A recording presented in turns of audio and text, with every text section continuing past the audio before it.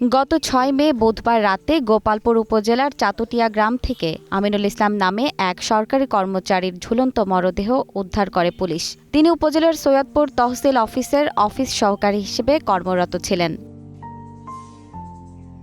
পরিবার, স্থানীয় সূত্র ও নিহতের ফেসবুক স্ট্যাটাস থেকে জানা যায়, দীর্ঘদিন ধরে অগ্রণী ব্যাংকের প্রিন্সিপাল অফিসার সাদেক আরমানের সঙ্গে তার আর্থিক লেনদেন ছিল। এক পর্যায়ে ব্যাংক অডিটের কথা বলে দফায় দফায় প্রায় ১.৫ কোটি টাকা ধার নেওয়া হয় বলে দাবি পরিবারের। মামলা দিন তোমার ই করবো, তুমি হবে তো আমার সাথে পড়ে গেল যে আব্বার কি দিয়া মুখ দেখামু। তারপরেও আবার যেদিন মৃত্যু ঘোষণা করলো তার একদিন আগে দেয় হেরা ওই ব্যাংকের নিচে বয়ে থেকে হেরা সাদিকের বলছে সিকিউরিটি গার্ড তারপর যাইতে দেয় নাই। কিছু নাই যে আমাদের এই সংসারটা চালাবে, তাকে প্রেশার দিয়ে আত্মহত্যা করতে বাধ্য করেছে। আমার স্বামী হত্যার বিচার চাই। ভাইকে আমার বাবা বলে যে সে আমার ফোনে ধরে না, ভালো করে কথাবার্তা বলে না।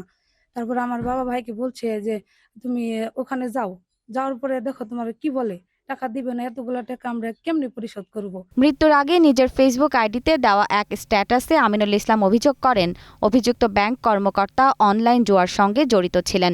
বিষয়টি বুঝতে পেরে তিনি আর্থিক লেনদেন বন্ধ করে পাওনা টাকা ফেরত চান। এরপর থেকে বাড়তে থাকে মানসিক চাপ ও দেনাদারদের তাগাদা।